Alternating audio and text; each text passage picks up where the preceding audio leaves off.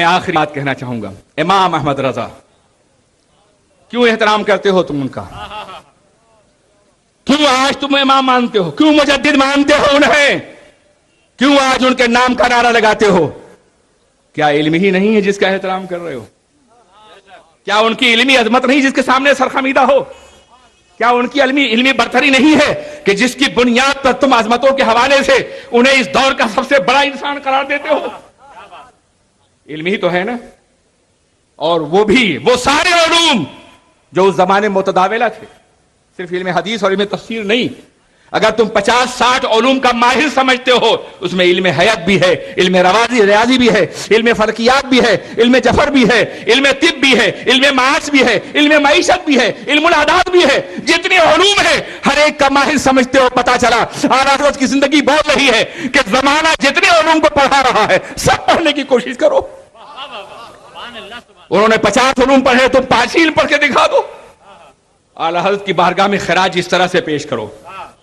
اگر تم انہیں اس دور کا مجدد سمجھتے ہو تو ان کا تجدیدی کارنامہ علم سے وابستہ ہے۔ واللہ العظیم وہ اپنے دور کے سب سے بڑے محدث، اپنے دور کے سب سے بڑے فقیہ، اپنے دور کے سب سے بڑے غزالی، اپنے دور کے رشک امام راضی، اپنے دور کے سب سے بڑے صوفی، اپنے دور کے سب سے بڑے عالم، اپنے دور کے سب سے بڑے مجتہد، اپنے دور کے سب سے بڑے مقنن، جتنے بھی علوم کے گوشے ہیں اس میں منزل کمال پہ نظر آتے ہیں۔ آتے ہیں یا نہیں نظر آتے؟ کیا تم نے ان کی درسگاہ علم سے کچھ استفادہ کیا؟ صرف نعرے ہی لگاتے رہو گے یار، یا کچھ اور بھی کرو گے تم؟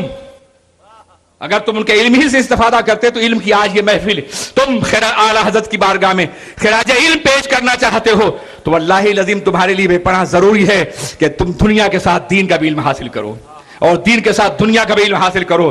اعلیٰ حضرت نے 50-60 علوم جو حاصل کیے تھے وہ دین کی خدمت کے لیے حاصل کیے تھے۔ ہر علم دین کا خادم ہے۔ آج تم فلکیات کا مطالعہ کرو تو اللہ کی قدرت نظر آئے گی، آج تم معاشیات کا مطالعہ کرو اللہ قدرت نظر آئے گی، آج تم اگر زمین پہ درختوں کا مطالعہ کرو باٹنی کا، اللہ کی قدرت نظر آئے گی۔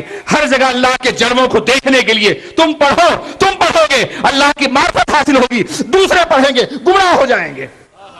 پڑھو، کوئی بھی جاہل نہ رہنے پائے، اس شہر میں کوئی جاہل نہ رہنے پائے، اس شہر میں کوئی پسماندہ نہ رہنے پائے۔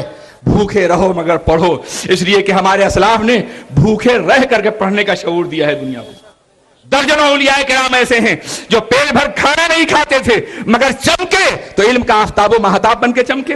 خلیل نحوی ہیں، مامون روٹی کا ٹکڑا لے کے آتا ہے جب پڑھ رہا ہے حضور کھا لیے، دسترخوان لے کے آتا ہے، جیب سے روٹی کا ٹکڑا نکالتے ہیں اور کہتے ہیں جب تک مامون کے پاس یہ ہے، جب تک خلیل نحوی کے پاس یہ ہے، اس وقت تک ہارون رشید کے دسترخوان کی کوئی ضرورت نہیں ہے۔ فاقہ کرتے تھے، علم حاصل کرتے تھے۔ آج تم عیاشیاں کرتے ہو اور علم حاصل نہیں کرتے ہو، تفریحات کرتے ہو علم حاصل نہیں کرتے، پوری راتیں جاگ کے گزارتے ہو، مطالعہ کر کے نہیں، تفریح کر کے، تاش کھیل کے، جوا کھیل کر کے، ڈرگ پی کر کے۔ کہاں جا رہے ہو تم؟ کیا منزل ہے تمہاری؟ کیا مقام ہے تمہارا؟ میں اپنے کس نقشیر کو پیش کروں تمہارے سامنے؟ میرے عزیز ساتھیوں، امام اہل سنت کے علم کے گوشوں پر نظر ڈالی جائے تو خود ایک مستقل موضوع ہے، اور میرے امام تو میرا موضوع رہے ہیں، موضوع حیات بھی رہے ہیں اور موضوع گفتگو بھی رہے ہیں۔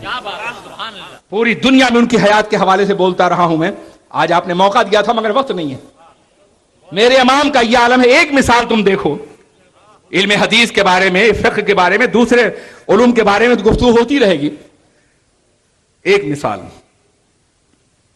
اورنگزیب عالمگیر نے فتاوی عالمگیری مرتب کئی فرع ہندیہ 300 سے لے کے 500 تک علماء اس کی ترتیب میں لگے ہوئے تھے، اور عالم یہ تھا کہ بڑے بڑے وظائف تھے وزیروں کے برابر۔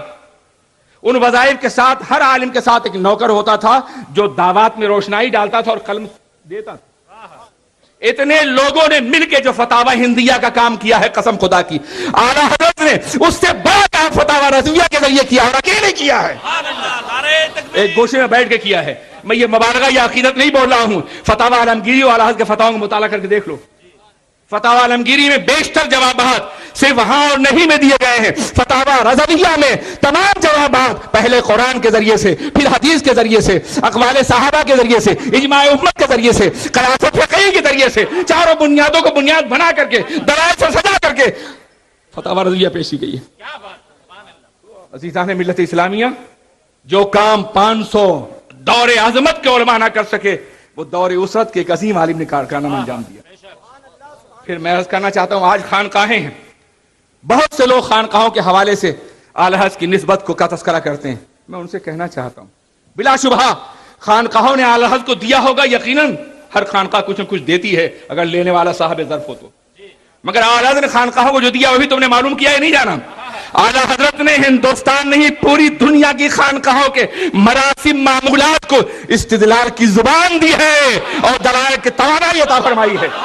نعرہ تکبیر، نعرہ رسالت، سبحان اللہ سبحان اللہ.